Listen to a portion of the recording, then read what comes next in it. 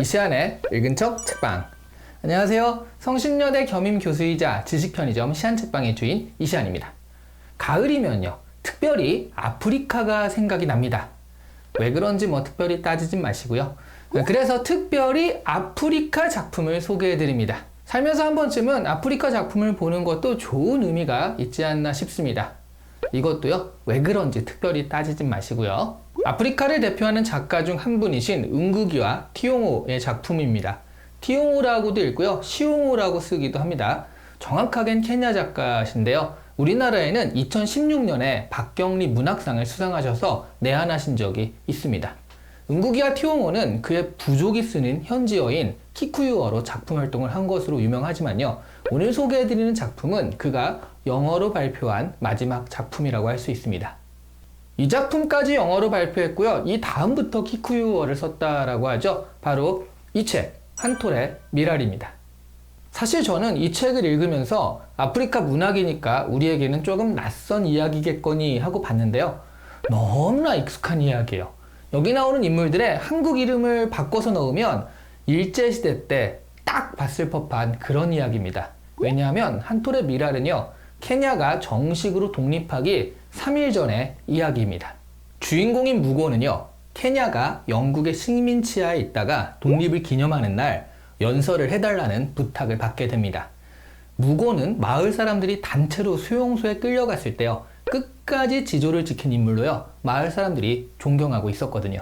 반면에 기코뇨는요, 자신이 너무나 사랑하는 문비와 결혼을 하고요, 수용소에 끌려갔기 때문에 문비와 다시 만나고 싶은 마음에 동료들을 배신하고 마우마우의 비밀 선서를 한 사실을 자백하고서 풀려난 사람입니다.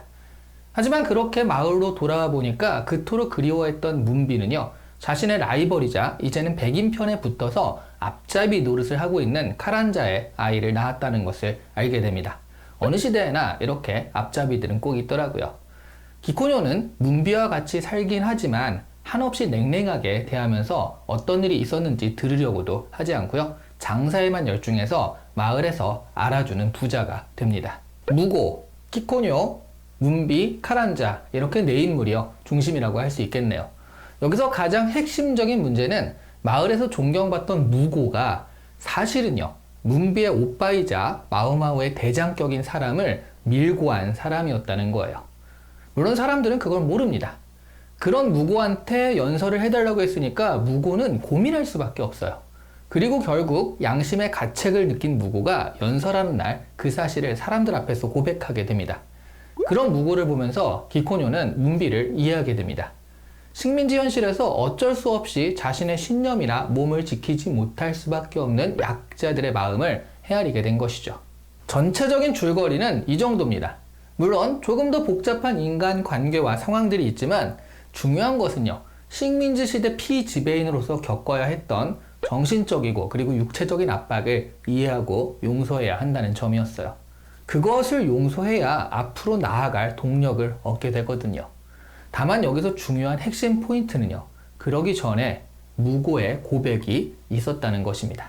그러니까 반성과 성찰이 있은 후에 그리고 용서가 있어야 한다는 점이에요. 무고는 그냥 입 다물고만 있어도요, 오히려 독립의 영웅처럼 추앙받을 수 있었는데요, 스스로 가책을 느껴서 자신이 밀정이었음을 고백하거든요. 이런 것을 우리는 양심의 가책이라고도 부르지만 또 한편으로는 반성이라고도 부릅니다.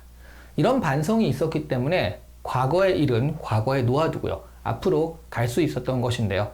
이런 과정 없이 그냥 두루뭉술하게 과거의 일을 덮어두었다면 결국 건강한 나라를 만들어내는 것은 상당히 어려운 일이 될 것입니다.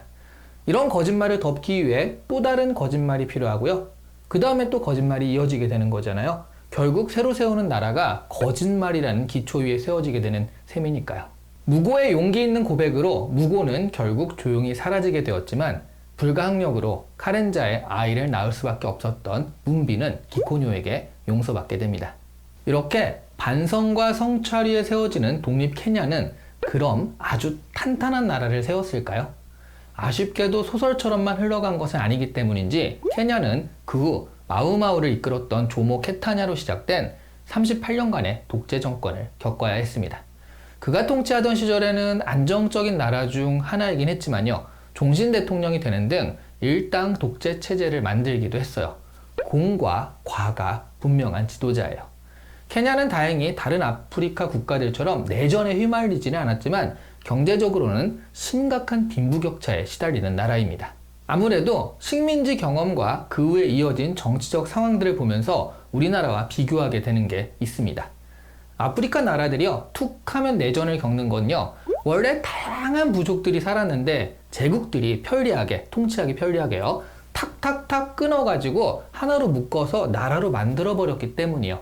그래서 한 나라 안에도 몇백 개, 몇천 개의 부족이 존재하기도 합니다. 단일 민족인 우리와는 조금 다르긴 합니다. 하지만 식민지 청산이라든가 독재에 대한 역사적 경로 같은 경우 비슷한 궤적이 조금 있긴 해요. 그런 의미에서 한 톨의 미랄이나 여러 아프리카 작품들은요, 공감을 주고 교훈을 주는 것들이 좀 있습니다. 한 번쯤 읽어보시고요, 객관적으로 식민지라는 특수성을 들여다보시는 경험도 해보시면 좋을 것 같아요. 오늘 이 시간에 읽은 척 책방은 은국이와 티용호의 한 톨의 미랄이었습니다. 좋아요와 구독은요, 시한 책방이 유지되는데 두 톨의 미랄이 됩니다. 농사 한번 같이 잘 지어보시면 좋겠습니다. 감사합니다.